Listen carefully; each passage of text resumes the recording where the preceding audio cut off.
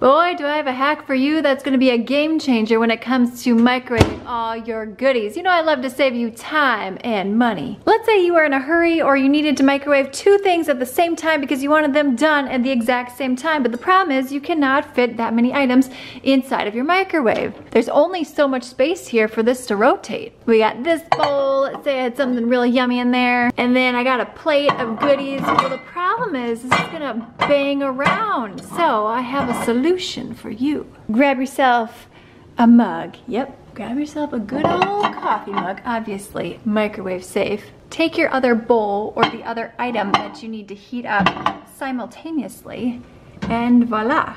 Move that over just a little bit. There we go. It has perfect rotation. 30 seconds.